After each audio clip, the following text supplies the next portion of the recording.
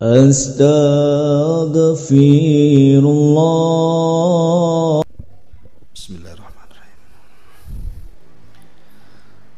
Assalamualaikum warahmatullahi wabarakatuh.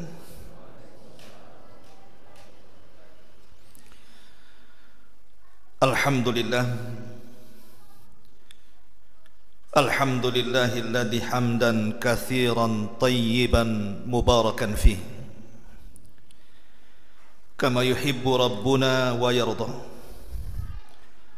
Asyhadu an la ilaha illallah wahdahu rabbi la syarika lah wa asyhadu anna Muhammadan abduhu wa rasuluhu alladzi la nabiyya ba'dah. Allahumma ij'al hadza ijtima'ana ijtima'an marhuma waj'al tafarruqana min ba'dihi tafarruqan ma'suma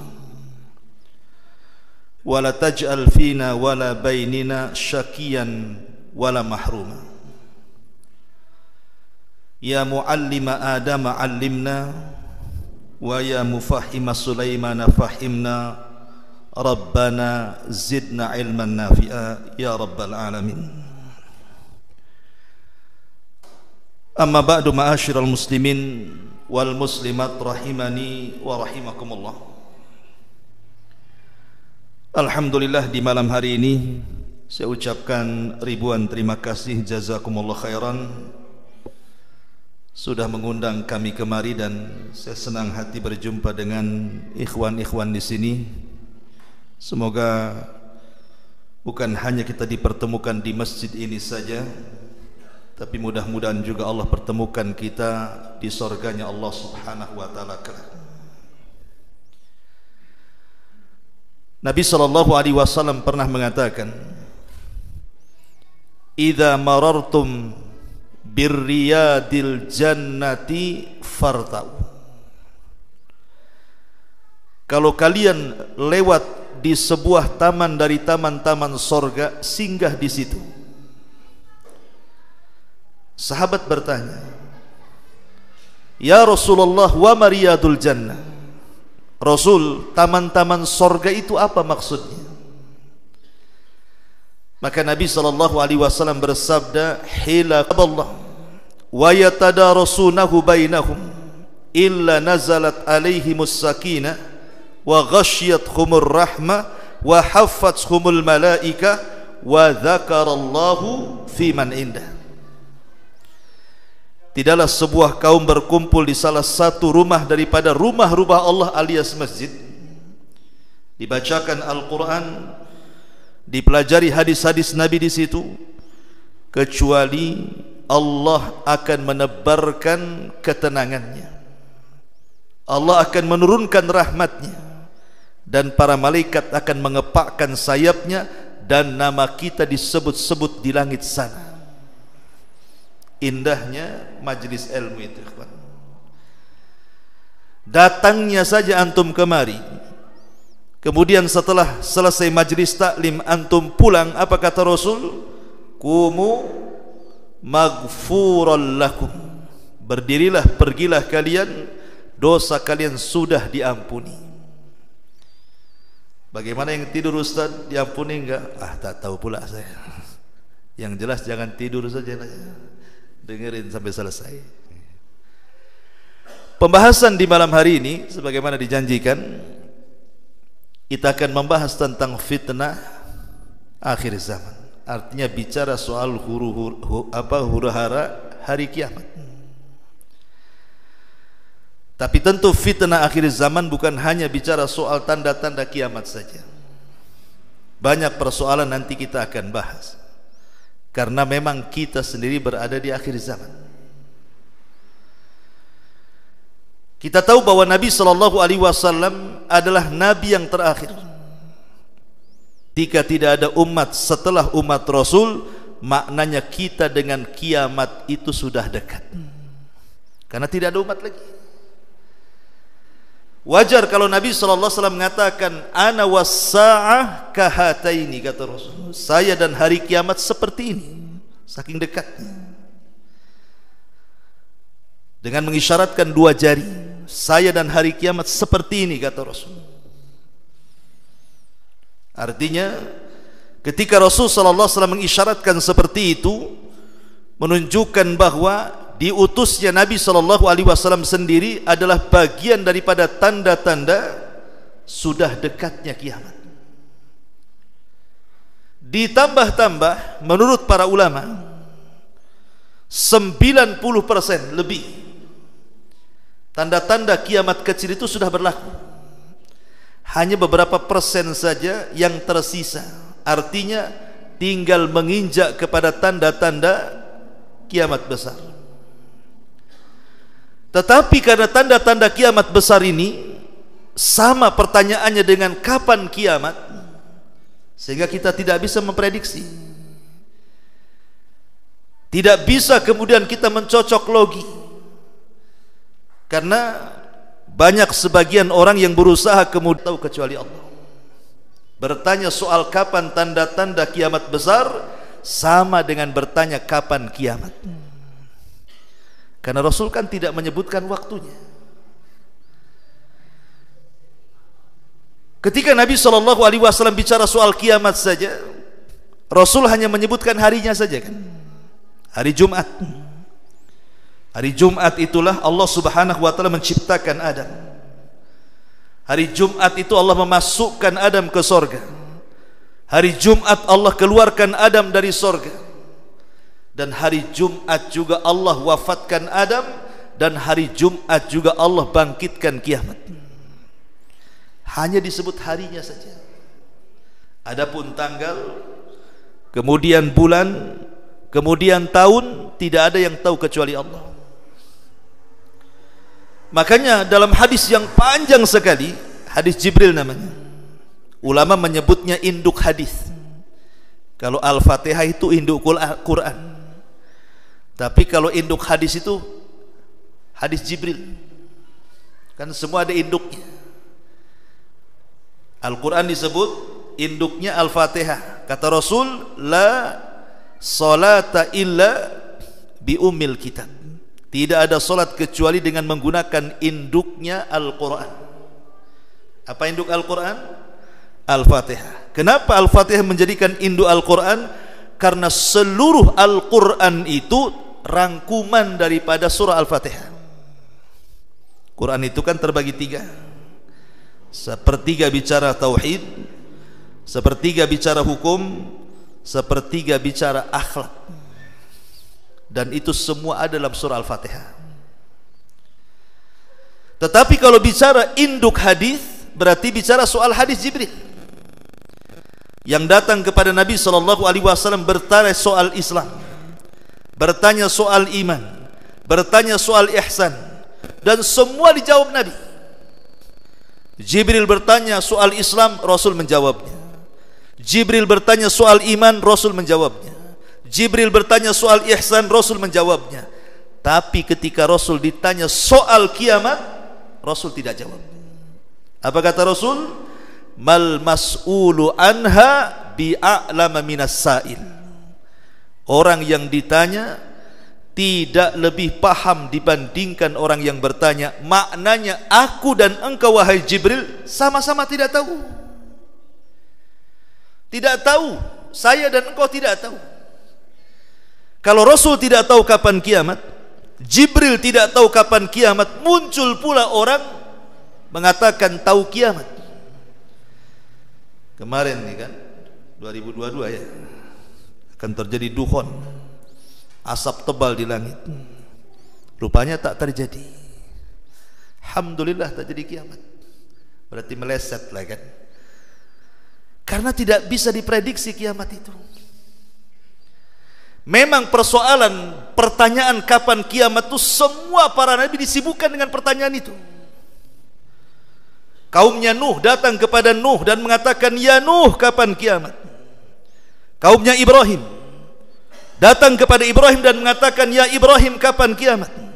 Kaumnya Nabi Saleh, Nabi Syuaib, seluruh para nabi disibukkan dengan pertanyaan kapan kiamat. Termasuk Nabi kita Muhammad SAW. Datang Arab Badui.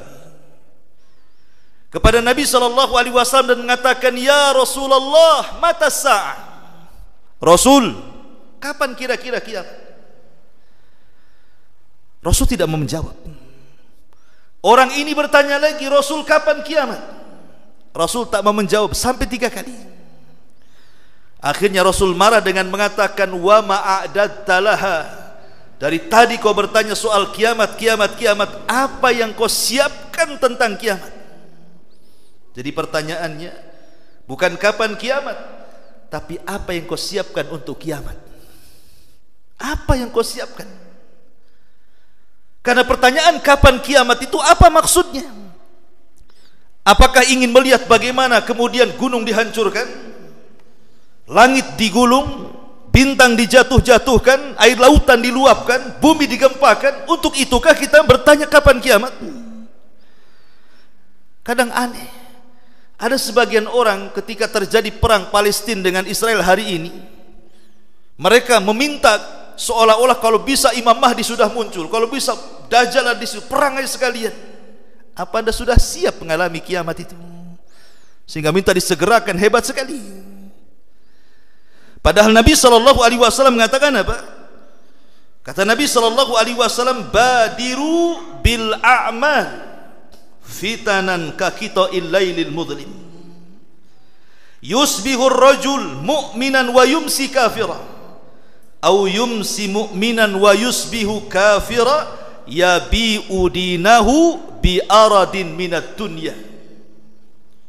Kata Rasul, bersegeralah kalian melakukan amal saleh sebelum datang fitnah musibah seperti potongan malam yang sangat gelap, yaitu seseorang pada waktu pagi dia beriman, sore sudah kafir. Sore beriman, pagi pula kafir. Mereka menjual agama mereka dengan harga yang sangat murah. Kewajiban kita hari ini bukan terus memperhatikan kapan kiamat. Dajjal sudah ada enggak? Imam Mahdi sudah ada enggak? Bahkan yang lebih celaka, dulu ada seorang ustaz dapat SMS bahwa Imam Mahdi sudah ada di Arab Saudi. Katanya, tapi tak ada juga. Rupanya ada orang Medan ngaku Imam Mahdi. Coba bayangkan, Imam Mahdi dibaiat di Rukun, muncul pula di Medan. Ada juga di Jawa Barat, namanya Cecep Soleha, ngaku Imam Mahdi juga. Di Jawa Timur ada juga, di Batam tidak ada, alhamdulillah. Tapi sekarang coba bayangkan, perkara-perkara gaib berusaha untuk disingkap, ini gimana caranya? Enggak bisa. Perkara gaib itu cukup diimani. Kata Nabi A, kita katakan A. Kata Nabi B, kita katakan, itu lebih selamat. Karena perkara-perkara seperti ini tidak bisa diprediksi, cukup diimani saja. Ma'asyiral muslimin yang dimuliakan Allah Subhanahu wa taala, baik,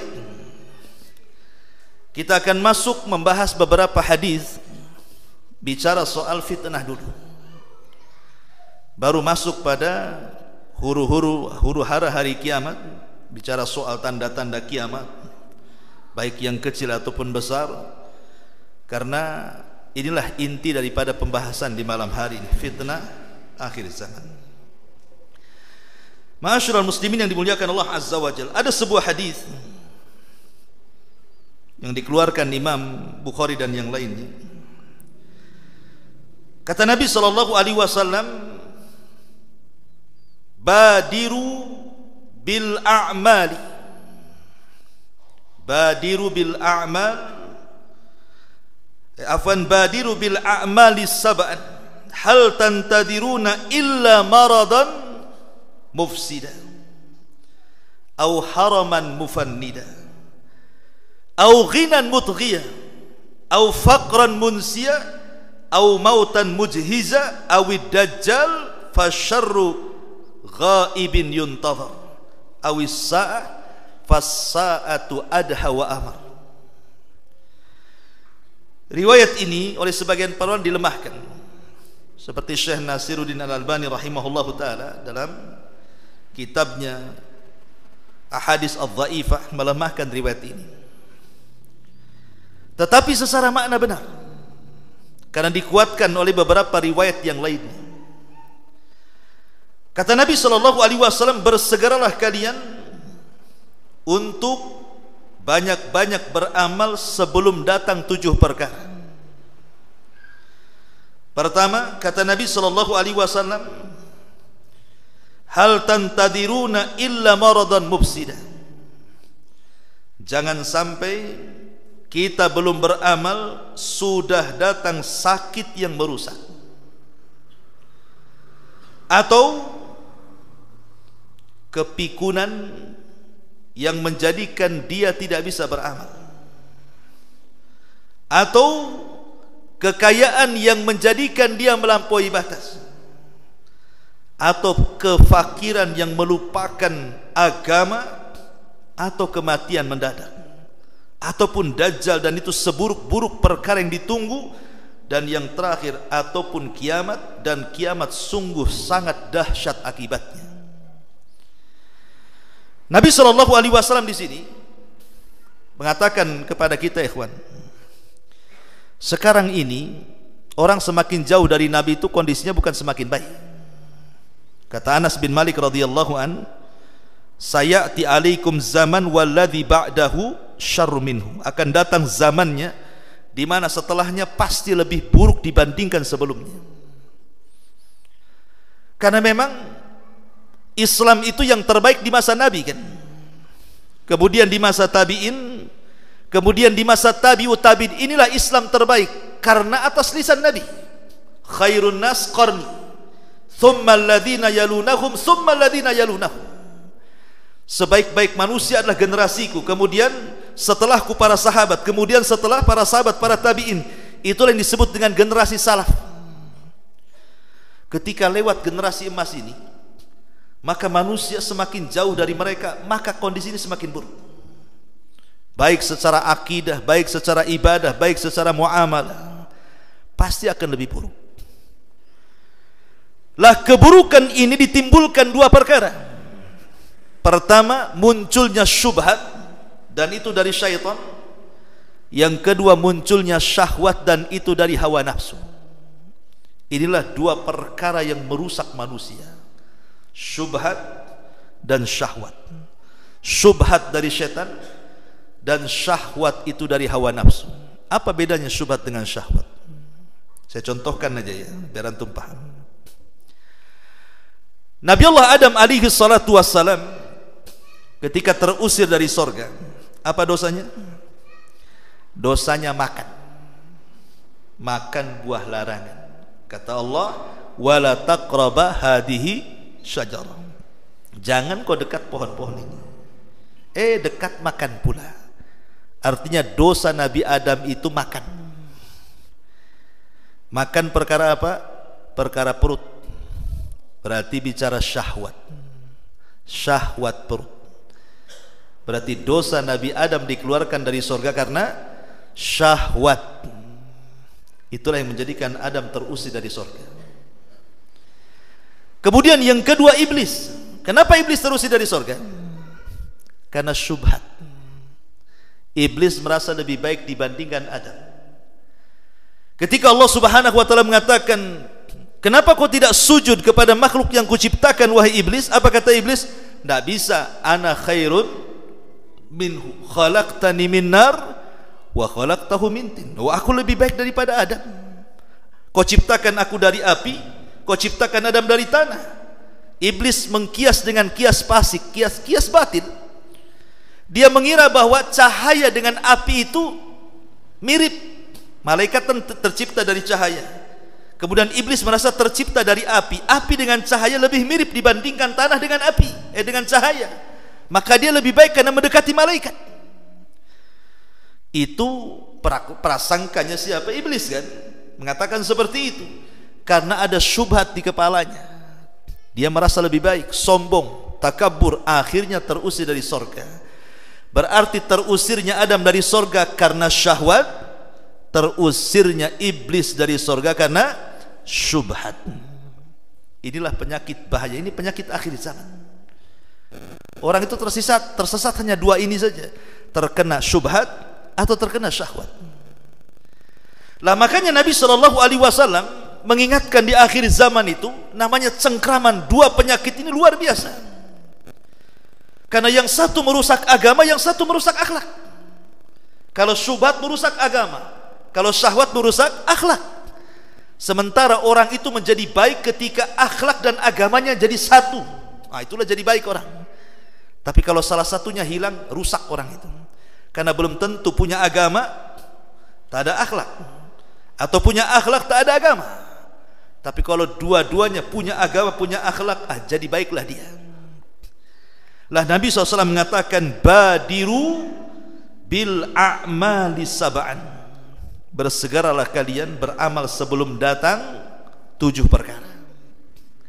1, maradan mufsidan, jangan sampai kemudian datang kepada kita sakit yang merusak.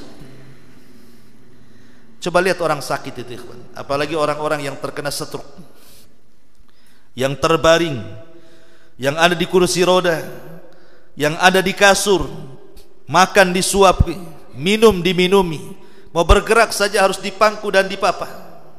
Bisa apa coba? Hanya bisa melamun saja. Enak ya orang itu ke masjid, saya tak bisa ke masjid. Enak orang itu kok kesana kemari silaturahim, saya tak bisa. Apalagi cerita jihad, enak ya orang itu bisa jihad, saya tak bisa. Lah mumpung kita belum sakit dan sehat, gunakan kesehatan ini sebagai amal soleh kita. Kata Rasul, ni'matani maghbunun fihima katsiru minan nas, as-sihhatu wal faragh. 2 nikmat yang selalu dilupakan manusia. Pertama kesehatan, dan yang kedua waktu luang. Maka alhamdulillah antum sehat, bisa hadir di majelis taklim. Jangan sampai nunggu sakit baru kepikir mau ngaji. Waktu sehat ya ngajilah. Oke, Anda selamat daripada sakit yang merusak. Sekarang apa selamat ke yang kedua? Haraman mufannida, kepikunan yang merusak. Coba ikhwan, orang pikun itu kan sama dengan anak-anak gak berakal kan. Kadang-kadang kita ini anak merawat orang tua yang pikun masih mending merawat anak kecil yang tidak berakal. Sama-sama tidak berakal itu sebenarnya itu. Orang pikun kan tidak berakal karena sedikit gila kan begitu ya, karena gak ada akalnya. Anak kecil juga sama gak berakal, tapi kita suka merawat anak kecil dibandingkan orang tua. Kenapa? Kalau merawat anak-anak ada lucu-lucunya. Antum merawat orang tua ada lucu-lucunya? Yang ada dongkol lah, apalagi orang tuanya cerewet. Yang ada doainnya enggak kan. Kapan lah bapak mati ini katanya. Jadi orang pikun ini susah. Dan orang oke lah dia selamat dari pikun. Apa dia selamat dari yang ketiga? Au ghinan mutghiyah, kekayaan yang melampaui batas. Terkadang orang itu ketika miskin, ikhwan, dia ingin kaya. Karena dia sudah ngaji, kononnya sudah hijrah, dia sudah berpikir tuh, saya kalau kaya, saya akan kuasai harta. Saya akan buat masjid, saya buat pesantren, saya buat ini, buat itu, macam-macam di kepala dia. Itu masih miskin. Ketika Allah Subhanahu wa taala takdirkan jadi kaya, mungkinkah dia menguasai harta? Tidak, harta yang menguasai dia. Itulah yang disebut oleh para ulama bahwa kekayaan itu sirru tughyan, rahasia bejatnya orang. Makanya Allah mengatakan, kalla innal insana la yatgha an ra'ahus taghna. Terkadang manusia itu bisa rusak gara-gara dibentangkan harta. Qarun ini waktu miskin orang soleh, orang dekatnya Nabi Musa. Qarun itu bahkan disebut munawwir. Dalam kisah Israiliyat itu disebut munawwir. Munawwir itu artinya bercahaya mukanya, sebab kalau dia membaca Taurat itu lantunannya sangat indah sekali. Diundang kemana-mana Qarun hanya untuk membacakan Taurat. Itu waktu miskin tuh. Datang kepada Nabi Musa alaihi salatu wassalam meminta doa agar diberikan kekayaan oleh Allah supaya dia dengan kekayaannya bisa membantu dakwah Nabi Musa. Nabi Musa diajarkan Ismul A'zam, nama Allah yang agung, yang kalau berdoa mustajab doanya. Akhirnya Qarun pun mengamalkan amalan yang diberikan Nabi Musa. Dengan waktu yang cukup panjang, akhirnya Allah bentangkan kekayaan kepada Qarun. Jadilah orang paling kaya di tengah-tengah Bani Israel.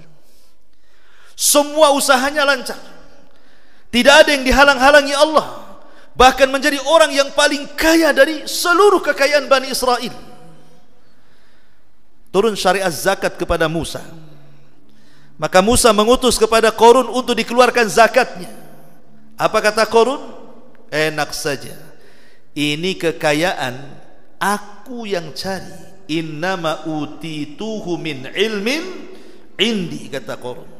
Ini kekayaan karena kecerdasanku, bukan karena Musa, bukan karena Robnya Musa.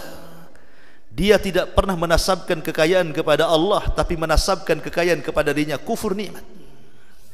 Apa yang terjadi? Maka Allah katakan, fa khassafna wa bidarihil ardha, kami tenggelamkan Qarun dan seluruh kekayaannya. Jadilah setiap orang ngorek tanah, ada uang dibilang harta Qarun, nemu dompet harta Qarun, semua dibilang harta Qarun. Ya. Kenapa demikian? Karena memang tidak ada manusia paling kaya kecuali Qarun kan.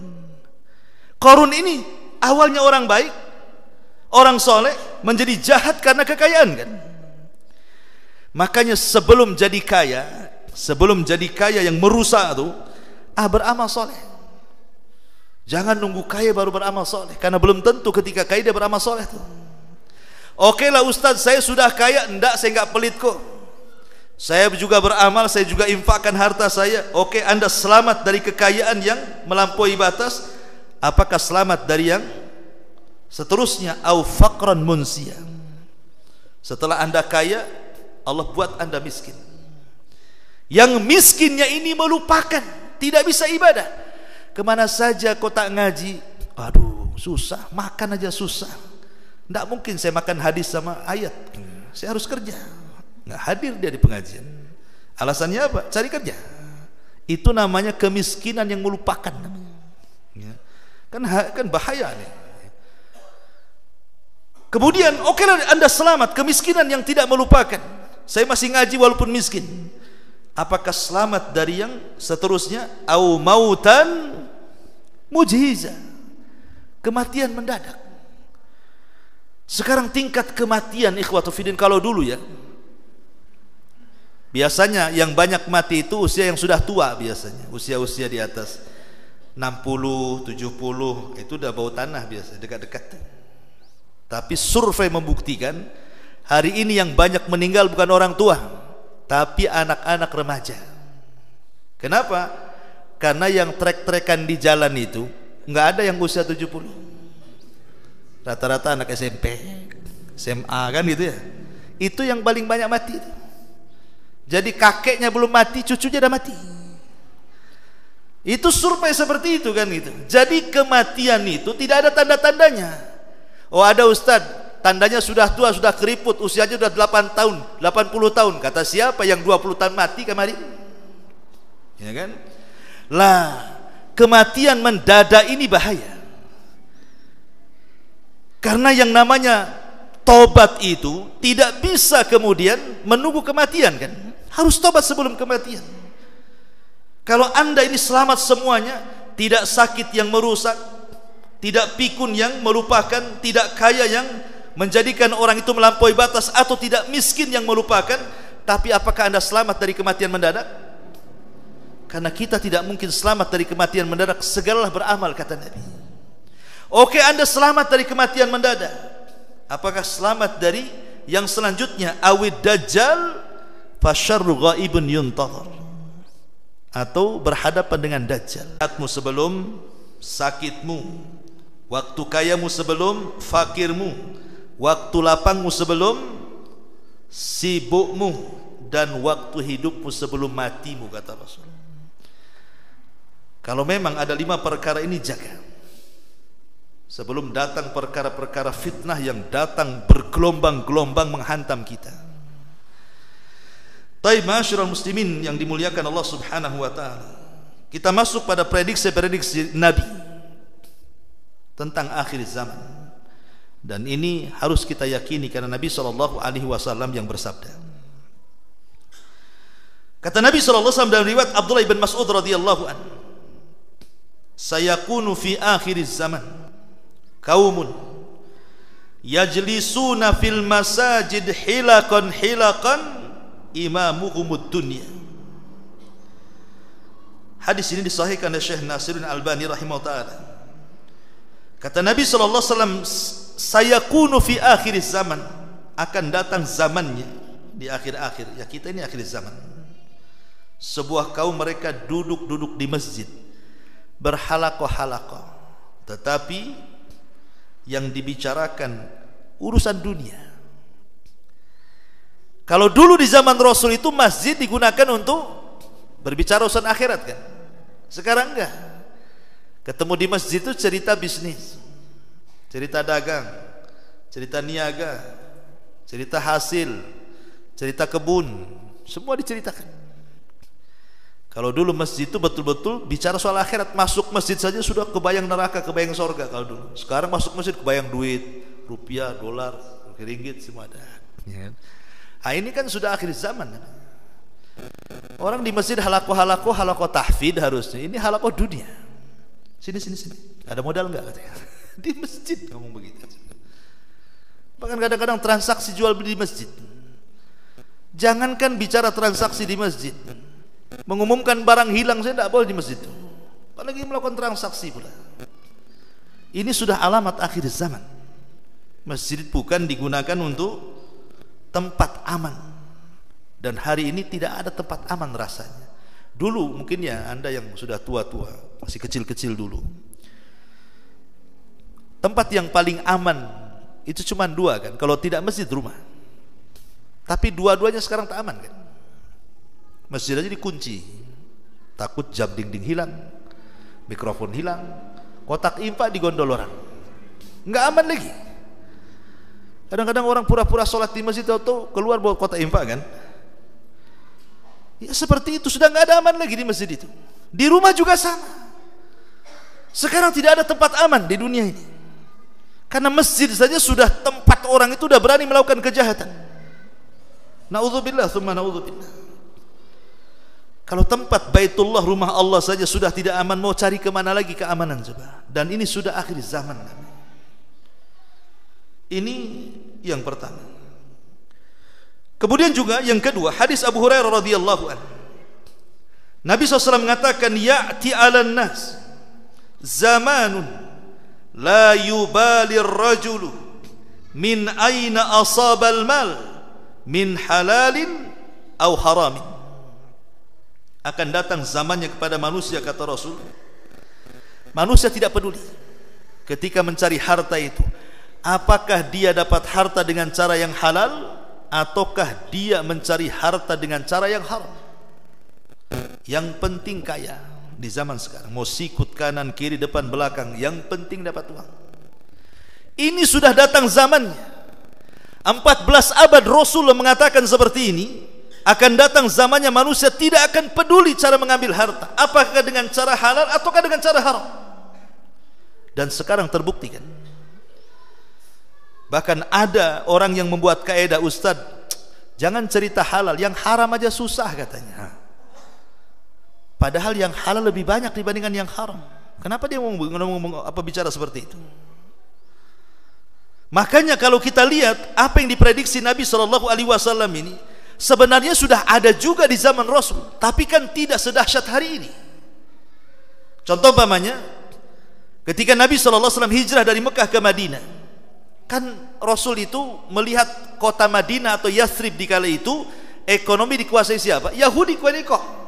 Pasar besarnya itu dikuasai Yahudi. Adapun kenapa Yahudi masuk Madinah itu panjang ceritanya. Tapi yang menguasai pasar ekonomi di zaman itu adalah orang-orang Yahudi. Lah Nabi SAW melihat berbagai macam kecurangan yang dilakukan orang-orang Yahudi itu, sampai turun surah Al-Mutaffifin. Wailul lil mutaffifin alladzina idza qtalu 'alan nasi yastawfun wa idza kaluhum aw wazanuhum yukhsirun ila akhir ayat.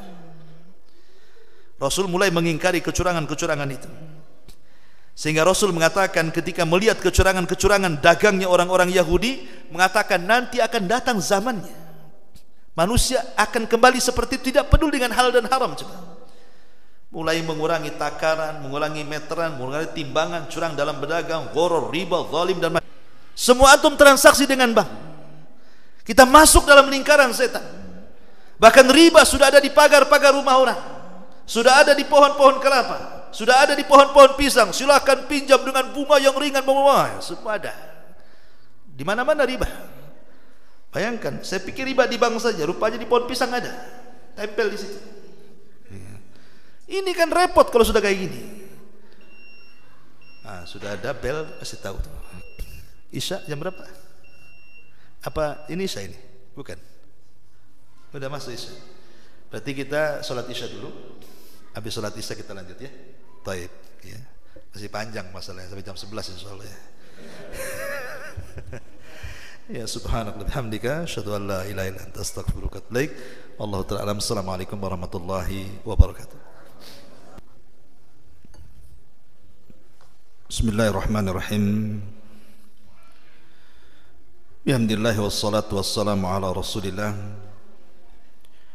wa ala alihi wa sahbihi wa mawalah wa la hawla wa la quwata illa billahi wa ba'du. Karena pembahasan masih panjang kalau kita membahas dalil atau membaca setiap tanda kiamat satu hadis, sementara banyak tanda-tanda yang kita akan jelaskan, tentu akan makan waktu banyak. Maka saya akan ringkas saja. Mana-mana yang perlu diberikan keterangan kita kasih keterangan, yang tidak kita lewat saja. Biar cepat ya. Makin cepat makin bagus gitu ya istilahnya. Biar cepat balik. Tanda-tanda kiamat itu terbagi menjadi dua. Ada yang disebut dengan alamat as-saati sughra, tanda-tanda kiamat kecil. Dan di sana ada alamat as-saatil kubra. Ada sughra, ada kubra. Ada akan terulang. Karena sudah terjadi, tidak akan terulang lagi. Yang kedua, akan terus terjadi dan terus terulang sampai kiamat dibangkitkan. Kemudian yang ketiga, belum terjadi apalagi terulang. Dan yang keempat, tanda-tanda kiamat kecil yang terjadi di sela-sela tanda-tanda kiamat besar. Jadi tanda-tanda kiamat kecil ada 4. Sudah terjadi dan tidak mungkin terulang. Yang kedua, akan terus terjadi dan terulang. Yang ketiga, belum terjadi dan akan terjadi dan pasti terjadi sebelum tanda-tanda kiamat besar. Dan yang keempat, dia terjadi tetapi di sela-sela tanda-tanda kiamat besar. Contohnya seperti penghancuran Ka'bah. Itu kan tanda kiamat besar, tanda kiamat kecil. Tapi peristiwanya di tengah-tengah tanda-tanda kiamat besar. Adapun tanda-tanda kiamat besar ada 10, nanti kita akan jelaskan. Kita akan masuk tanda-tanda kiamat kecil dulu. Ma'asyiral muslimin yang dimuliakan Allah Subhanahu wa taala. Tidak perlu pakai angka, kita sebutkan langsung saja. Bi'tsatun Nabi sallallahu alaihi wasallam. Belah bulan ini gimana caranya? Tapi apakah Nabi SAW menolak? Tidak. Nabi berdoa kepada Allah Subhanahu wa taala, kemudian mengisyaratkan telunjuknya, tiba-tiba terbelah bulan itu jadi 2. Dari sini Allah mengatakan iqtarabatis sa'atu wan syaqqal qamar. Telah dekat hari kiamat ketika bulan terbelah menjadi 2. Yang satu tetap di porosnya, yang satu jatuh persis di atas Jabal Abi Kubais. Tapi apakah orang-orang musyrik beriman setelah mereka berjanji kalau Rasul bisa membelah bulan, mereka beriman? Tidak juga. A'angdzartahum am lang tungzirhum la yu'minun. Ada kaum diperingatin atau tidak enggak akan beriman. Itulah orang musyrik. Kemudian wafatun Nabi, wafatnya Nabi SAW, ini pun tanda-tanda kiamat kecil. Dan tidak ada wafat yang paling menyedihkan melebihi wafatnya Nabi. Tepat pada hari Senin tanggal 12 bulan Rabiul Awal tahun 11 Hijriah di kota Madinah, Nabi SAW meninggal dunia, dan itu tanda-tanda kiamat. Kemudian wafatus sahabat adalah tanda-tanda kiamat. Karena Nabi SAW mengatakan an-nujumu amanatun lis-sama. Ingat, bintang itu sebagai pengaman langit. Kalau masih ada bintang, langit cerah, langit indah, langit bertabur bintang. Tapi kalau langit sudah tanpa bintang, menakutkan. Ada apa? Terus Rasul mengatakan, wa ana amanatun li ashabi, saya pengaman sahabatku. Fa idza dhahabtu ana ata ashabi ma yu'adun. Kalau aku pergi akan terjadi masalah dengan sahabatku. Betul, Rasul pergi, mulai banyak perpecahan di tubuh para sahabat. Wa ashabi amanatun li ummati fa idza dhahabu ay as-sahabah ata ummati ma tu'ad. Sementara sahabat itu pengaman umatku, kata Rasul. Kalau sahabat sudah enggak ada, masalah dengan umat. Dan betul, ketika tidak ada satupun sahabat yang hidup, muncul berbagai macam gerakan-gerakan sesat dalam Islam. Khawarijnya muncul, Mu'tazilahnya muncul, Qadariyahnya muncul, macam-macam. Karena sahabat itu pengaman. Ketika sahabat meninggal dunia, ini tanda-tanda kiamat. Kemudian Fathu Baitul Maqdis, dibebaskannya Baitul Maqdis, Palestina khususnya. Nabi SAW 1 tahun sebelum hijrah terjadi peristiwa Rajab, walaupun menjadi khilaf ulama karena susah memastikan bulan. Cuman kita mengambil jumhur ahli sejarah bahwa Isra Mi'raj itu terjadi di bulan Rajab. Lah, dalam peristiwa Isra itu Nabi SAW dari mana? Dari Masjidil Haram ke Masjidil Aqsa. Di situ sholat bersama para nabi. Artinya Rasul pernah menginjak kakinya di Baitul Maqdis. Lah, ketika di zaman Rasul Baitul Maqdis dikuasai siapa? Zionis Yahudi? Belum ada orang Yahudi. Di zaman Rasul Baitul Maqdis itu dikuasai oleh Zionis Nasrani Romawi. Yang menguasai itu orang Romawi. Jadi Nabi ingin mengambil alih Baitul Maqdis. Dimukodimahi dengan perang Mu'tah. Kemudian berakhir di perang Tabuk. Langsung dipimpin Nabi. 3 bulan perjalanan dari Madinah ke Tabuk, dan 3 bulan berperang habis-habisan di Tabuk, kemudian pulang. Tapi tidak berhasil sampai ke Palestina, baru di perbatasan Urdun. Tapi sudah dekat. Tabuk kan sudah masuk perbatasan Yordania. Akhirnya Nabi SAW sebelum wafat tetap ingin menguasai Palestina dengan cara apa? Dibentuknya satu pasukan dipimpin Usamah ibn Zaid. Belum lagi diberangkatkan, Nabi meninggal. Tapi Abu Bakar memberangkatkan. Padahal Abu Bakar terfitnah dengan banyak orang murtad, semua kabilah murtad kecuali Hijaz, Mekah dan Madinah. Tetapi Abu Bakar tidak mau memakai tentara Nabi yang disiapkan untuk membebaskan Palestina. Tetap kata Abu Bakar, ngomong sama Umar, saya tidak akan pakai tentara itu, karena tentara itu sudah disiapkan Nabi untuk melawan orang-orang Zionis Nasrani. Diberangkatkan Abu Bakar. Kemudian memerintahkan Khalid yang ketika itu hendak menyerbu Irak supaya gabung ke Palestina. Dan sudah berhasil dikuasai. Tapi sayang Abu Bakar tidak pernah melihat kekuasaan Baitul Maqdis jatuh ke tangan kaum muslimin, karena keburu mati 2 tahun aja dia berkuasa. Di zaman Umar lah menyaksikan bagaimana Baitul Maqdis runtuh ke tangan kaum muslimin. Berangkatlah Umar mengambil kunci Baitul Maqdis. Ketika Umar sampai di sana, di Palestina, kata Abu Ubaidah, Umar ini kan pakai pakaian asal-asalan. Itu yang dipakai dari Madinah, itu pula akan berhadapan dengan uskup yang ada di Baitul Maqdis. Kata Ubaidah, ya Umar, pakailah pakaian layaknya seorang raja. Apa pakaian compang-camping pula kau pakai? Tapi Umar mengatakan, ya Aba Ubaidah, innallaha a'azzana bil Islam, wa man yabtaghil izzata bighairi ma a'azzana Allah adzallana Allah.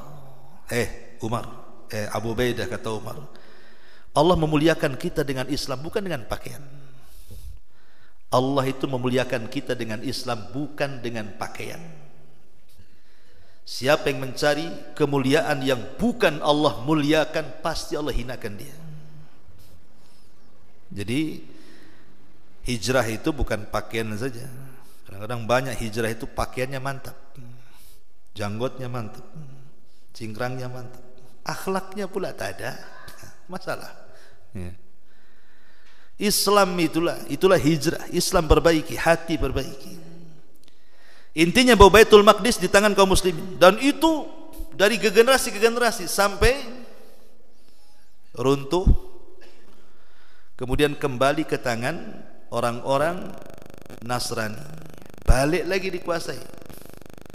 Tapi di zaman Salahuddin Al-Ayyubi, ma'ruf Salahuddin Al-Ayyubi, tentara dari Kurdi, Irak, tapi dia membebaskan Palestina kedua kalinya, terus sampai akhirnya dikuasai lagi orang-orang Yahudi hari ini. Jadi Palestina itu dari dulu gitu saja, dikuasai kaum muslimin, direbut lagi orang kafir, dikuasai kaum muslimin, direbut lagi orang kafir. Makanya kalau ada yang berpikir, nih Palestina kalau merdeka kiamat, kata siapa? Dari dulu Palestina juga pernah di tangan kaum muslimin, tak kiamat-kiamat. Di zaman Umar Palestina merdeka di tangan kaum muslimin, tak ada kiamat. Di zaman Salahuddin juga Palestina di tangan kaum muslimin merdeka, tak juga kiamat. Sekarang pula ngomong kalau Palestina merdeka kiamat. Dari mana taunya? Ngomong Palestina itu biasa dipegang kaum muslimin, nanti direbut lagi orang kafir, dipegang. Ya seperti itu Palestina. Dan kelak terakhir yang akan menguasai Palestina adalah umat Islam di tangan Al-Mahdil Muntadhar, berdasarkan sabda Nabi SAW, imaratul Baitil Maqdis kharabu Yathrib. Wah, nanti Baitul Maqdis akan menjadi sumber kekuatan kaum muslimin di situ, dan robohnya kota Yathrib Madinah. Artinya kapan itu? Ya wallahu a'lam. Oh sudah ada tuh Imam Mahdinya, sudah pakai sorban, itu suka pidato. Itu Abu Ubaidah, bukan Imam Mahdi. Aneh-aneh pula kawannya. Ma'asyiral muslimin yang dimuliakan Allah Azza wa Jalla. Jadi ini diantaranya Fathu Baitul Maqdis. Kemudian Mutan. Mutan itu kematian yang kolektif. Banyak kematian karena wabah. Sampai Rasul membahasakan qisasil ghanami, seperti penyakit kambing. Lihatlah kayak tahun berapa itu terjadi hama kambing, hama sapi, sehingga tidak kurban kan. Sekali mati kan banyak kambing itu di mana-mana terkena wabah. Lah, apabila itu sudah terkena manusia, yang kata Nabi SAW, Mu'ad pada hari kiamat dilebihkan dari para ulama bi ratwatin aw ratwatain. Ratwah itu kalau kita lempar batu, sampai di mana itu disebut ratwah namanya. Seperti itulah Mu'ad di antara para ulama, kedudukannya pada hari kiamat. Meninggal satu keluarga karena taun. Abu Ubaidah Ibnul Jarrah, yang kata Rasulullah SAW, setiap umat itu punya orang amanah, dan orang yang amanah dari umat Islam ini Abu Ubaidah Ibnul Jarrah. Kalau Abu Ubaidah tidak meninggal karena taun, tentu dia akan menjadi khalifah setelah Umar, karena Umar menginginkan dia. Tapi Abu Ubaidah meninggal duluan kan sebelum Umar, makanya menjadi khalifah Utsman. Kenapa meninggalnya? Kena taun. Padahal Umar itu ketika itu sudah mewanti-wanti Abu Ubaidah, pergi kau dari situ, malam ini juga kau bertolak dari situ, supaya kau selamat. Apa kata Abu Ubaidah di hadapan Umar? Ya Umar, afirarun min qadarillah, kau hendak lari dari takdir Allah. Kalau sudah takdirnya mati-mati, kalau enggak lah katanya. Kenapa kau halangi kami untuk menyerang Amwas? Kata Umar, ya nafirru min qadarillah ila qadarillah, kita lari dari takdir Allah ke takdir Allah yang lainnya. Daripada mati kaunya, larilah dari situ, kata Umar. Karena bagaimanapun perkataan Abu Ubaidah ya tidak salah, al-hadaru minal qadar, al-hadaru minal maut la yamna'ul qadar. Orang menghindar dari kematian belum tentu dia terhindar dari kematian, bisa saja dengan kematian yang lain. Tidak terkena corona ya ketabrak mobil gitu maksudnya. Ya, karena namanya takdir kan tidak mesti harus kena tahun kan. Abu Ubaidah ngomong begitu, seolah ngomong begitu. Tapi Umar mengatakan tidak, kita kenapa aku suruh kau keluar bukan berarti menolak takdir, tidak. Ya, lari dari takdir tapi ke takdir yang lainnya katanya. Mencari sebab gitu maksudnya. Tapi Abu Ubaidah tetap kekeh. Sakit taun. Dan Rasul mengatakan taun bagi umat dulu adalah azab, tapi bagi umat Islam adalah rahmat. Maka siapapun yang meninggal karena taun dia mati syahid. Apakah orang kena corona mati syahid? Nah, ini jadi khilaf ulama kontemporer. Ada yang mengatakan ya, ada yang mengatakan tidak. Apakah taun itu sama dengan corona? Wallahu a'lam. Tapi antum kan sudah divaksin kan? Nah, udah ada coronanya berarti. Taib. Kemudian kasratu zuhuril fitan bi anwa'iha. Banyaknya fitnah dengan berbagai macam fitnah. Apa kata Rasul ketika bicara soal fitnah di sini? Kata Nabi sallallahu alaihi wasallam, tu'radul fitan 'alal qulubi kal hasiri 'udan 'udan.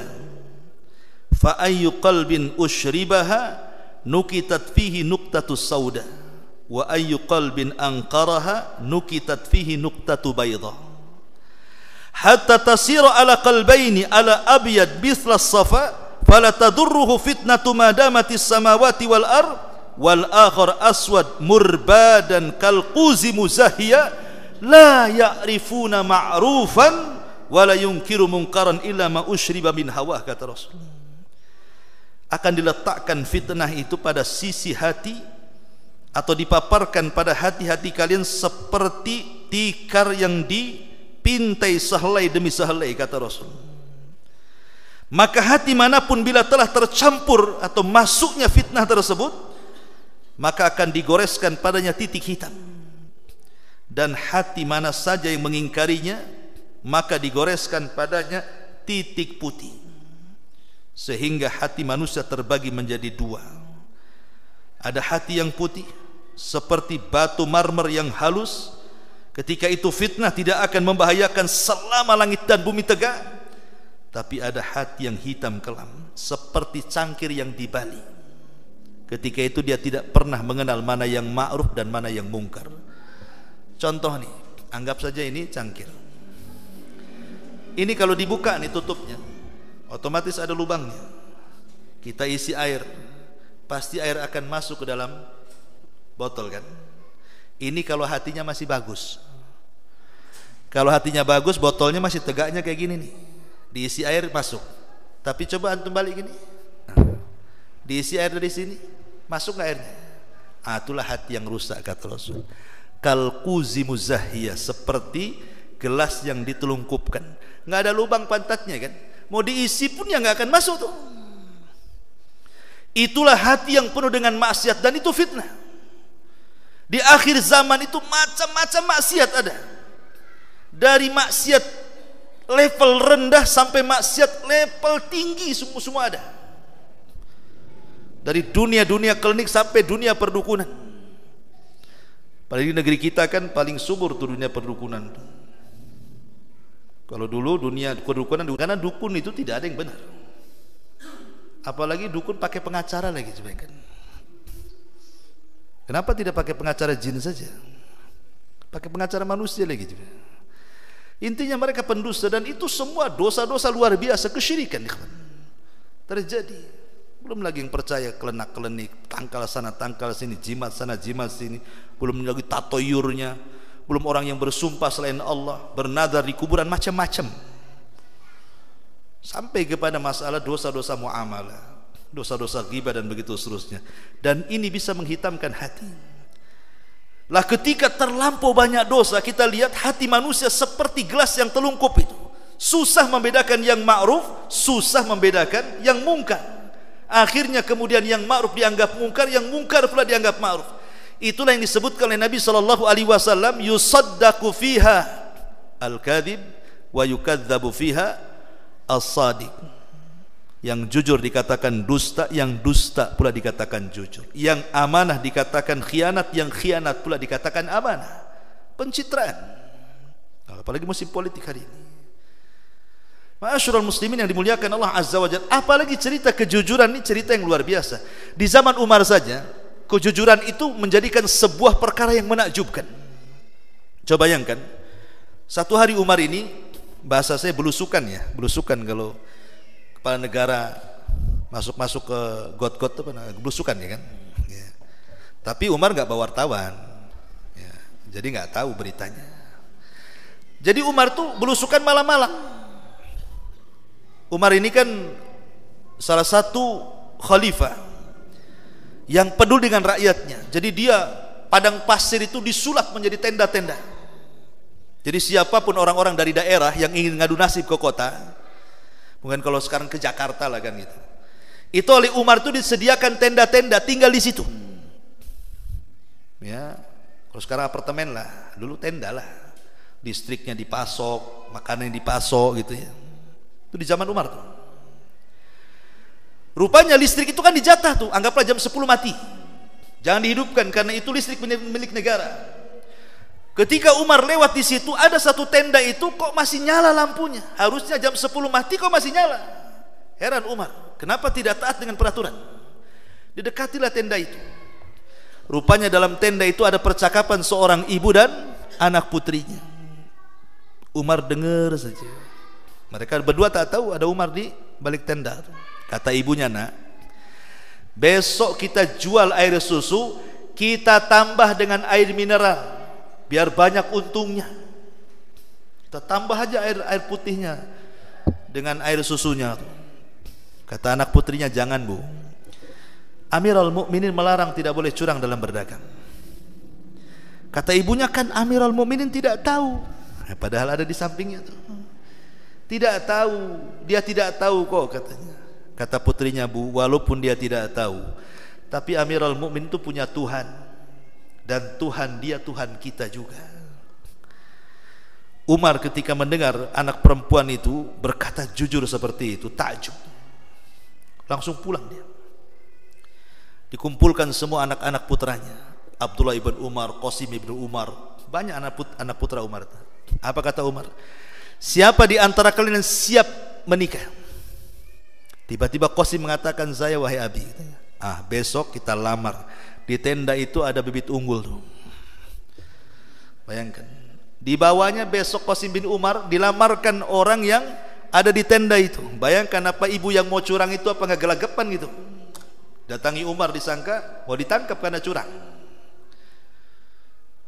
Umar mengatakan, nikahkan putrimu dengan putraku. Kagetlah. Akhirnya nikahlah Qasim bin Umar dengan anak putri wanita itu. Dari keduanya lahir seorang putri namanya Laila. Dari Laila ini lahir seorang Umar bin Abdul Aziz, Khalifah Islam, 2 tahun berkuasa. Tidak ada orang miskin di zamannya. Lihat bagaimana Umar bin Khattab radhiyallahu an, kejujuran itu di zaman itu luar biasa. Itu di zaman Umar, orang yang jujur itu bukan takjub. Di zaman Umar orang jujur langka, apalagi di zaman sekarang. Kok cerita jujur ini gimana cerita? Di zaman Umar udah langka, di zaman sekarang makin tak ada. Lihat tuh foto anggota dewan tuh, siap jujur. Ngomong dubes ya bahasanya. Dulu ada kisah itu, ada guru madrasah. Zaman dulu gaji kan masih rendah, 500. 500 perak zaman dulu. Nah sampai 1 juta, 500 saja. Itu guru madrasah. 1 bulan dia tidak masuk 2 minggu karena sakit. Akhirnya tetap gajinya ketika akhir bulan tetap dikasih 500. Karena guru ini amanah, dia hanya masuk 2 minggu, dia kembalikan yang separohnya. Jadi dia ambil 250, yang 250 dikembalikan ke sekolah. Jujur dia. Kata kawannya, gila kau, itu uang. Kenapa kau tak ambil? Itu kan uang, kenapa kau tak ambil? Kata dia, enggak mungkin lah saya ambil, saya kan cuma mengajar 2 minggu. Ya saya kembalikan lah. Memang kau ini gila katanya. Kalau yang jujur saja dikatakan gila, cemana yang gila tuh? Ya, kan masalah jadinya. Lah ini fitnah akhir zaman yang seperti ini, mengabur-ngaburkan kan, pencitraan saja orang tuh. Ma'asyiral muslimin yang dimuliakan Allah Azza wa Jalla. Kemudian juga di antara asratus sa'ah adalah ikhbaru Muhammadin sallallahu alaihi wasallam an ma'rakati Siffin. Nabi SAW pernah menghabarkan tentang perang Siffin. Jadi satu hari Nabi SAW pernah menggendong 2 putranya, cucunya maksudnya, Hasan dan Husain. Apa kata Rasul? Di antara 2 cucuku ini, ya entah Hasan entah Husain, pokoknya di antara keduanya lah, akan ada orang yang mendamaikan 2 kekuatan yang akan saling berperang. Entah Hasan entah Husain, pokoknya Rasul mengatakan di antara 2 cucuku ini. Setelah Nabi SAW meninggal dunia, kemudian Abu Bakar menjadi khalifah, Abu Bakar meninggal, Umar menjadi khalifah, Umar meninggal, Umar menjadi khalifah, Umar meninggal, Utsman menjadi khalifah, Utsman meninggal, Ali menjadi khalifah, Ali meninggal, Muawiyah menjadi khalifah, Muawiyah meninggal, Yazid menjadi khalifah, Yazid meninggal, Muawiyah bin Yazid menjadi khalifah, terus seperti itu. Tetapi perkaranya adalah ketika Utsman meninggal. Utsman meninggal ini kan tidak wajar, karena Utsman itu dibunuh secara sadis oleh kelompok Sabaiyah. Abdullah ibn Sabah seorang Yahudi membentuk poros permusuhan dari Basrah, Kufah, Mesir, Irak, kumpulkan anak muda di serbu Madinah, melakukan pemberontakan. Pemberontakan pertama dalam Islam. Kelompok Sabaiyah di musim haji ketika tentara tidak ada di Madinah, dikepung istana, berakhir dengan pembunuhan Utsman secara sadis. Lah, ketika itu kita tahu bahwa tentara semua terpusat di mana? Di Syam. Dan Syam dipimpin Muawiyah. Muawiyah dengan Utsman itu satu kabilah, Bani Umayyah. Tidak terima dengan kematian Utsman. Sementara tentara dikuasai dia di Syam itu. Dia minta kepada Ali untuk menangkap semua pembunuh Utsman, tapi Ali tak mau. Alasannya, di balik pembunuh Utsman ini kabilah-kabilah besar, bisa perang besar. Kata Ali, sebaiknya baiat aku wahai Muawiyah, kita tangkap tuh. Kata Muawiyah, oh tangkap dulu baru ku baiat. Kata Ali, baiat dulu kita tangkap. Kata Muawiyah, tangkap dulu baru ku baiat. Bingung 2 orang ini. Akhirnya satu sholat witir dihabiskan 1 Al-Quran. Siapa yang bisa menghabiskan 1 witir dengan Al-Quran? Kecuali Utsman. Dia baca dari Al-Fatihah sampai An-Nas, 1 rakaat witir. Itulah Utsman. Sampai Utsman mengatakan, "Lau taharat qulubukum ma sabi'tu min kalami rabbikum." Kalau bersih hati kalian, tidak mungkin kalian kenyang untuk membaca Quran. Dituduh tidak mencintai Quran oleh Khawarij, dituduh kemudian dibunuh atas nama Quran. Nauzubillah. Ali juga sama, yang membunuh siapa? Abdurrahman bin Muljam, seorang Khawarij, atas nama Quran. Itulah Khawarij itu, hati-hati. Pemikiran-pemikiran Khawarij itu. Nanti karena Rasulullah SAW mengatakan nanti di akhir zaman ada anak-anak muda yang muda-muda, jahil-jahil, tapi sok-sokan agamanya, meremehkan solat kalian di antara solat mereka, puasa kalian dengan puasa mereka, baca Quran kalian dengan bacaan Quran mereka, tapi tidak sampai di tenggorokannya. Kalau engkau berjumpa dengan mereka, perangi mereka, karena dalam merangi mereka terdapat pahala. Khawarij, ya, rinciannya panjang lah kisah Khawarij itu. Harus ada pembahasan khusus karena sejarahnya panjang Khawarij. Ya. Intinya bahwa terjadinya perang Siffin ini sudah diwahyukan dan terjadi, dan itu alamat kiamat ya. Kemudian juga khuruju ad'iyatin nubuwati wad dajjalina wal kadzabin, munculnya nabi-nabi palsu. Munculnya nabi-nabi palsu itu di awal-awal dakwah Rasul tidak ada. Maksudnya periode Mekah itu tidak ada orang yang berani mengaku nabi palsu. Baru setelah akhir-akhir umur Nabi, ketika Rasul sudah hampir-hampir, nggak ada yang mau ngaku Nabi. Nabi asli aja dimusuhi. Baru setelah periode Madinah, Nabi menguasai Mekah, Nabi menguasai Madinah, ada kerajaannya, semua tunduk sama Nabi. Orang dari jauh, enak juga ya jadi Nabi, kata, dihormati orang. Dia nggak tahu prosesnya jadi Nabi. Jadi orang yang ngaku Nabi itu sudah akhir-akhir itu. Setelah Rasulullah meninggal, muncul Al-Aswad Al-Ansi dari Yaman, muncul Musailamah Al-Kadzab dari Yamamah, muncul Tulaihah, bahkan ada seorang wanita namanya Sajah bintul Haris ngaku juga Nabi. Itu di zaman Nabi semua tuh. Tapi yang dua tobat dan baik Islamnya, Sajah dan Tulaihah. Tapi Al-Aswad Al-Ansi dan Musailamah Al-Kadzab dua-duanya diperangi kaum muslimin dan ditumpas di zaman Abu Bakar Siddiq radhiyallahu anhu. Bahkan Musailamah Al-Kadzab satu hari kedatangan Amr ibn As. Amr bin As ini belum masuk Islam karena telat masuk Islamnya. Setelah 20 tahun baru masuk Islam dia. Jadi Islam itu sudah 20 tahun lewat. Dia dan Khalid bin Walid baru masuk Islam. Masuk Islam di tahun ke-7 Hijriah.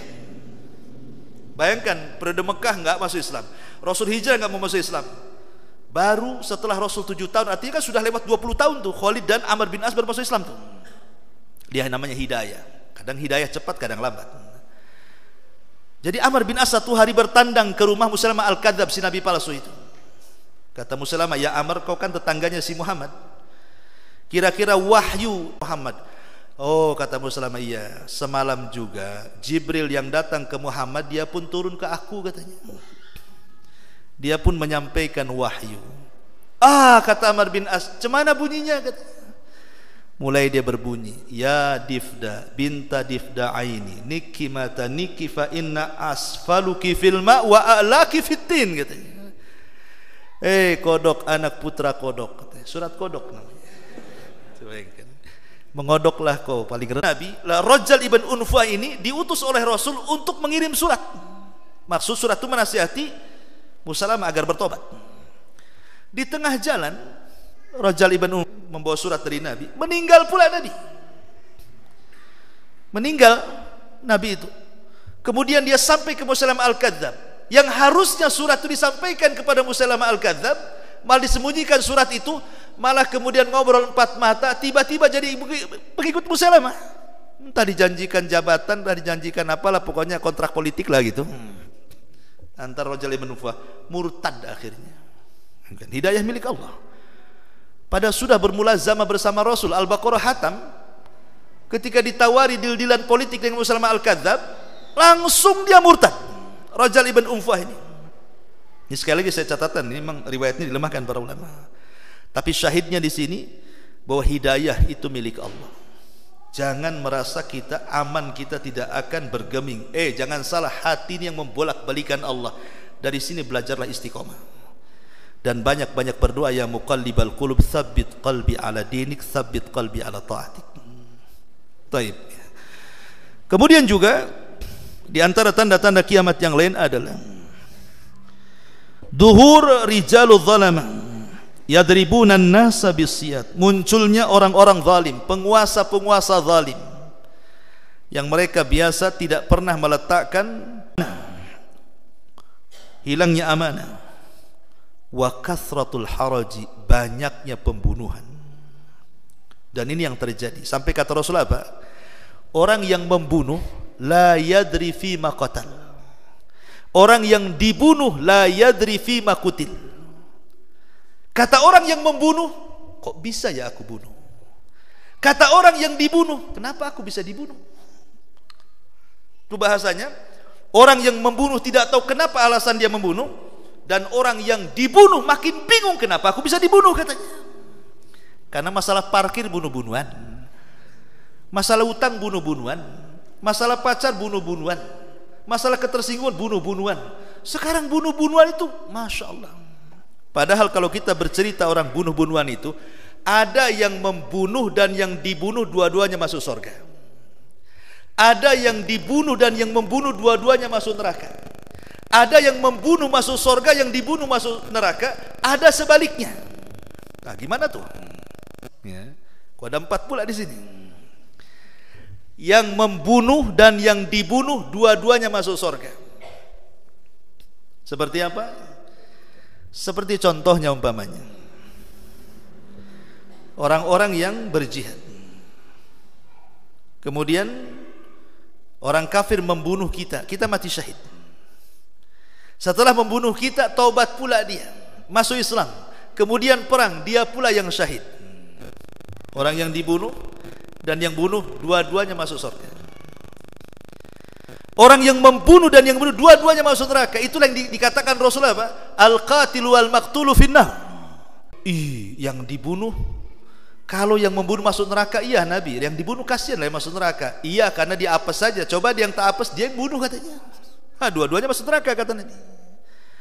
Tapi ada orang yang dibunuh masuk surga, yang membunuh masuk neraka. Seperti perang tadi, umpamanya orang mukmin dengan orang kafir kan?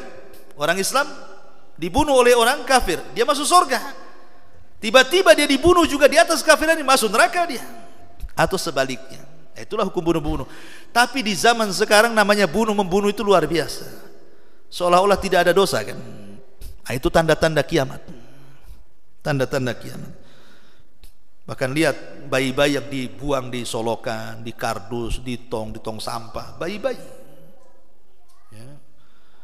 Bahkan dulu saya masih awal-awal di Batam itu masih diistilahkan apa ya, tempat jin buang anak. Karena banyak orang-orang dari luar, Singapura, Malaysia itu kalau hamil itu mau menggugurkan bayinya itu cari dokter-dokter di Batam ya, maksudnya oknum ya. Sebagian mereka sudah ketangkap polisi kan itu. Ya oke lah, tapi ada yang tega gitu ya. Kadang-kadang bayi taruh di kardus, di tong sampah, disolokan, nggak sempat keselamat, mati. Wal mau'udatu su'ilat bi ayyi dzambin qutilat. Bayi-bayi itu akan bersaksi di hadapan Allah. Ya Rabb, sal hadza lima qatalani. Ya Rabb, tanya orang ini kenapa dia sampai membunuhku. Wal mau'udatu su'ilat bi ayyi dzambin qutilat. Atas dosa apa mereka dibunuh coba? Nah, ini alamat kiamat ini. Ya, alamat kiamat seperti ini. Kemudian juga ittiba sunan al-umamil madhiyah, mengikuti tata cara umat sebelum kita. Maksudnya Yahudi, Nasrani, Majusi, ya itulah. Bahkan sekiranya tata cara mereka menyakitkan sekalipun, susah ditiru sekalipun, kita akan ikut menirunya. Maka saya pernah lihat orang anak-anak pang itu kan, kok dia bisa ya ditojros-tojros ini, kok nggak sakit. Bahkan ada botol aqua di sini terus. Saya bilang, apa kok botol aqua di sini? Itu cemana lubangnya telinganya tuh. Kita aja kepikiran mau nojros, saya sakitnya udah luar biasa. Di bekamnya takut kita aja karena jarum. Kok bisa seperti itu coba? Betato sampai kepala sampai ke kaki itu. Itu tata cara siapa itu? Itu kan cara umat-umat orang-orang Yahudi dan orang Barat itu. Bahkan mungkin Barat sudah selesai, kita yang memulai.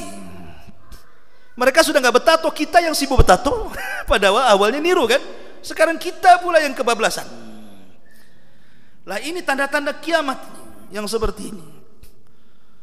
Laki-laki ingin jadi perempuan, perempuan ingin jadi laki-laki, dan begitu seterusnya. Makanya zuhurul kasiyatil ariyat, termasuk juga wanita-wanita yang berpakaian tapi telanjang, ma'ruf ya. Pakai pakaian tapi nampak auratnya, postur tubuhnya mungkin tidak, kurang tebal, kurang apa ya, transparan dan begitu seterusnya. Termasuk juga taslimul khassah, ketika ucapan salam hanya dilemparkan kepada yang dikenal saja. Oh, kalau satu pengajian dari jauh, Assalamualaikum, Waalaikumsalam akhi gitu. Kalau bukan pengajiannya biasa aja, permisi, permisi pula ada, tak ada salam. Gimana pula? Masalahnya gini Ustadz, kalau orang yang nggak kenal saya salami Assalamualaikum, tak dijawab, malah nanya, kamu kenal kapan sama Ana katanya. Bayangkan coba, malah ditanya gitu. Makanya malaslah saya salam katanya. Tidak, ucapkan kepada yang dikenal atau yang tidak dikenal. Karena Allah yang mengatakan kepada Adam, fa innaha tahiyyatuka wa tahiyyatu ummatika min ba'dik. Ketika Adam baru saja ditiupkan ruh, Allah mengatakan idhab ilal malaika, pergi kau kepada malaikat sana, ucapkan salam. Maka Adam pun mengucapkan salam. Itulah pertama ucapan diucapkan Adam setelah alhamdulillah bersin. Assalamualaikum. Waalaikumsalam. Kata Allah, itulah penghormatanmu dan penghormatan bagi umatmu. Maka ucapan salam itu sudah ada sejak zaman Nabi Adam diciptakan. Maka jangan pernah meninggalkan. Kata Nabi SAW mengatakan kepada Anas, ya Anas, idza dakhalta ila ahli baitik, kalau engkau masuk kepada keluargamu, fasallim alaiha, ucapkan salam kepada mereka. Kenapa demikian?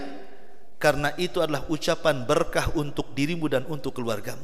Maka siapapun rumah yang ketika masuk tidak mengucapkan salam, dipastikan tidak ada berkah. Itu atas ucapan Rasul kepada Anas.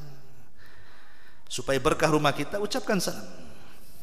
Ustaz, nggak ada orang di rumah, nanti saya ucapkan salam ada bunyi pula jawaban. Tenang, yang jawab malaikat. Tetap kita ucapkan salam, nanti malaikat yang jawab. Sama ketika antum salam gini, sholat, assalamualaikum, siapa yang jawab? Antum sholat sendiri di rumah, assalamualaikum. Sempat ada waalaikumsalam? Apa enggak? Keder antum kan itu. Kan masalah jadinya. Itu malaikat jawab, tenang saja ada yang jawab. Tapi yang jelas buat tanda-tanda kiamat itu taslimul khasah, ketika salam itu hanya diberikan kepada yang khusus saja. Salam ikhwan, salam saja. Nampak zahirnya muslim, assalamualaikum. Ini enggak. Ada sebagian kita itu gara-gara beda pengajian lah salam wala kalam. Wah, parah itu ya. Kemudian musyarakatul mar'ati zaujuha fit tijarah, berserikatnya wanita dan laki-laki dalam berniaga. Kalau zaman dulu wanita itu ya murni di rumah kan gitu ya, memang ibu rumah tangga, memang sorga mereka di rumah. Sekarang tidak. Saya waktu ngisi kajian di radio itu banyak pembantu-pembantu Singapura itu yang perempuan banyak curhat ya, itu suaminya di kampung ini siapa laki-laki siapa yang perempuan kan. Nah, ini sudah tanda-tanda kiamat. Harusnya yang sanya kan gitu. Akhirnya yang hak dikatakan batil, yang dikatakan batil. Ini bahaya.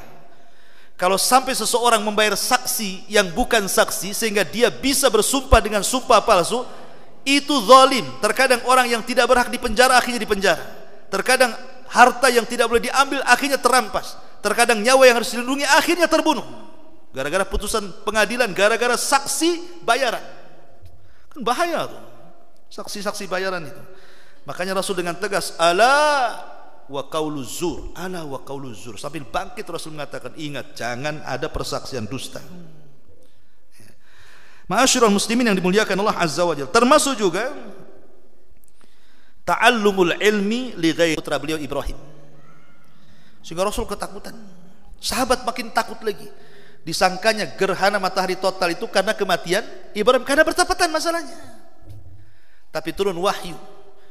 Kemudian Rasul SAW berceramah di hadapan para sahabat, bukan, gerhana itu bukan karena kematian, juga bukan karena kehidupan. Dia adalah tanda-tanda Allah mengutus untuk menakut-nakuti kalian. Salatlah kalian, perbanyak sedekah, perbanyak istighfar, dan begitu seterusnya. Kemudian Rasul mengatakan di hadapan para sahabat agar mereka melaksanakan salat kusuf, berkhutbah salat kusuf, kemudian menceritakan tentang apa yang dilihat di neraka. Intinya bahwa di zaman itu gerhana jarang, tapi di zaman sekarang hampir tiap tahun. Gerhana itu kan kata Rasulullah SAW apa? Wa manursilu bil ayati illa takhwifa. Tidaklah kami mengutus tanda-tanda itu untuk menakut-nakuti manusia. Harusnya ketika terjadi gerhana takut kita. Ini enggak selfie sama gerhana. Mulanya di sana coba ingat. Orang harus takut dengan gerhana, ini enggak. Makanya kita lihat coba. Selalunya saya perhatikan, setelah gerhana pasti beberapa hari atau bulan setelahnya pasti terjadi musibah. Selalu. Coba antum perhatikan. Kalau hari ini gerhana, nanti beberapa minggu ada aja musibah. Entah gempa, entah banjir, entah apa. Karena yang ditakut-takuti tak takut itu masalahnya. Allah nakut-nakuti, antum pula tak takut, kan kurang ajar temannya. Nah, boleh jadi itu penyebabnya kan. Karena Allah mengatakan wa manursilu bil ayati illa takhwifa. Nah, sekarang tiap tahun ada gerhana. Kemudian juga zuhurul maskhi, banyaknya orang-orang yang dirobah. Memang terjadi khilaf para ulama apa yang dimaksud dirobah itu, apakah orang ini dirobah menjadi bentuk yang lain. Ada yang mentafsirkan secara hakikatnya, karena di zaman Ibnu Hazm ma'ruf ya, Imam Ibnu Hazm pengarang kitab Muhalla, kata Imam Ibnu Taimiyah tidak akan sempurna maktabah seseorang kalau tidak ada muhallahnya Ibnu Hazm. Jadi Imam Ibnu Hazm mengatakan di zaman dia bercerita dalam kitabnya tuh, ketika mentafsirkan, memberikan catatan kepada hadis Nabi SAW,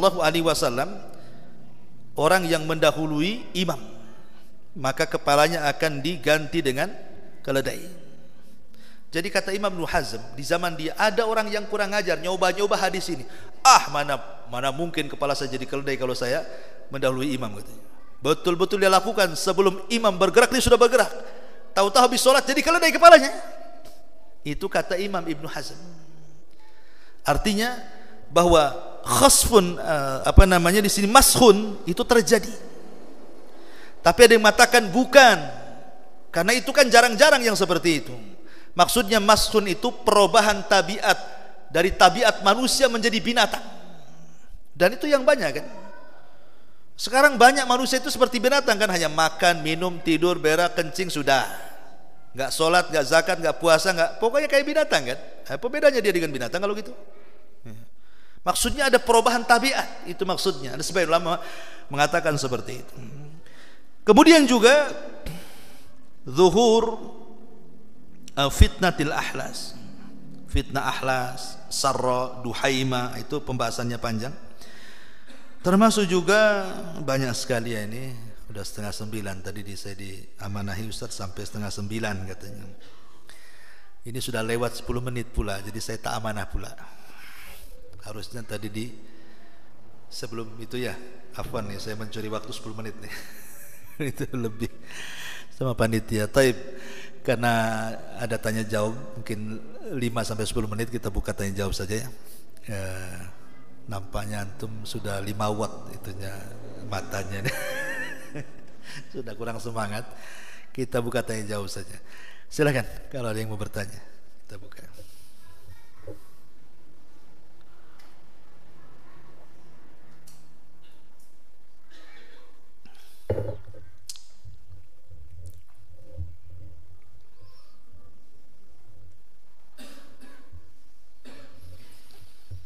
Gak ada? Alhamdulillah, udah paham semua, senang saya. Kita tutup dengan doa kafaratul majlis. Subhanakallahumma bihamdika, asyhadu an la ilaha illa anta, astaghfiruka wa atubu ilaik. Allahu ta'ala alam. Assalamualaikum warahmatullahi wabarakatuh.